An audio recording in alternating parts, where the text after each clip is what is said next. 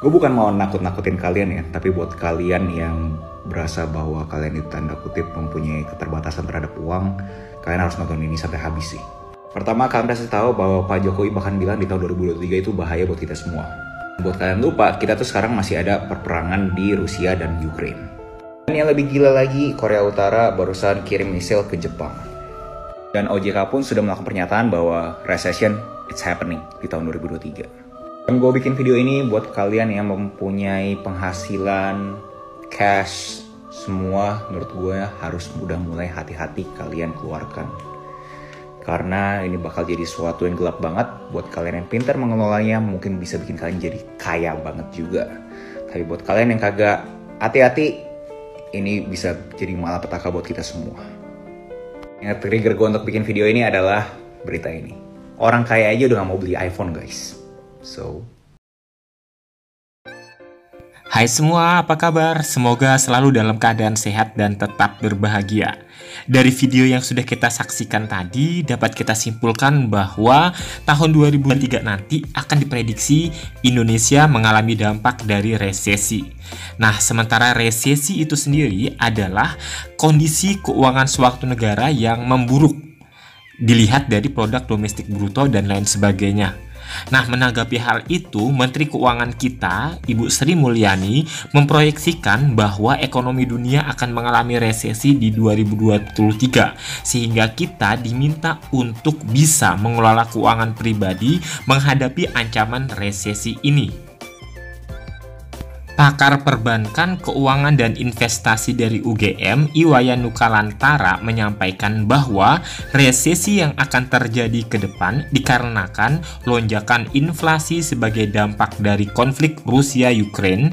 Peningkatan inflasi tersebut diikuti juga oleh kebijakan pengetatan moneter oleh bank sentral di negara Eropa dan Amerika dengan meningkatkan tingkat suku bunga acuan yang akan berdampak juga pada kebijakan yang diambil bank sentral di negara lainnya termasuk Indonesia.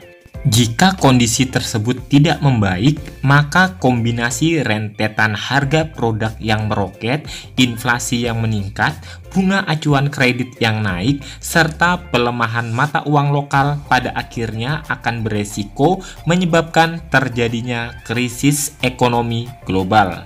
Nah, lalu bagaimana cara mengelola keuangan pribadi menghadapi ancaman resesi ini?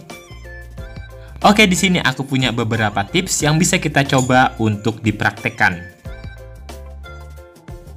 Tips yang pertama. Meningkatkan dana darurat. Untuk menghadapi resesi, tentu penting menyiapkan dana darurat ya. Sebaiknya mulai untuk mencatat segala jenis pengeluaran dan pemasukan pribadi. Sehingga pengeluaran untuk hal-hal yang tidak perlu dapat dikurangi dan dipindahkan ke dalam tabungan maupun untuk berinvestasi.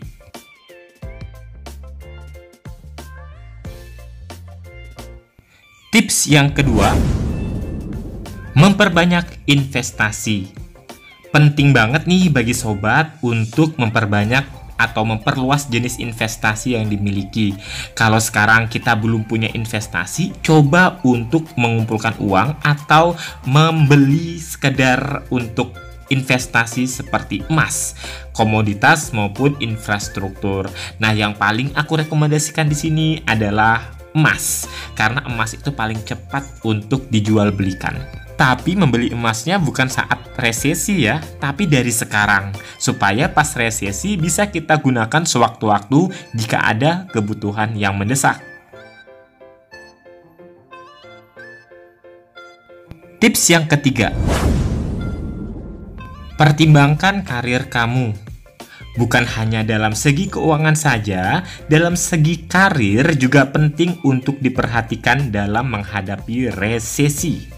Cobalah untuk mempertimbangkan karir yang dimiliki, stabilitasnya, jangka panjang baik di masa sekarang maupun di masa yang akan datang, sehingga kemungkinan terkena PHK menjadi semakin berkurang serta bisa membantu menjaga keuangan tetap dalam keadaan stabil. Dari sekarang kita harus berusaha untuk profesional dalam bekerja supaya atasan menilai kita layak untuk dipertahankan. Tips yang keempat, lunasi utang dan cicilan. Utang dan cicilan maupun jenis lainnya juga sebaiknya dilunasi ya sobat, sebelum resesi menghampiri. Biasanya ketika resesi sedang bergerak, bunga utang itu pun akan ikut bergerak menjadi lebih tinggi. Nah, bagi kalian yang memiliki utang banyak saat ini, aku punya beberapa tips yang bisa digunakan untuk melunasi utang secara efektif. Yang pertama, dengan membuat rekapitulasi utang. Yang kedua, memperkuat niat dan tekad untuk melunasinya. Yang ketiga, mulai bayar dengan skala prioritasnya.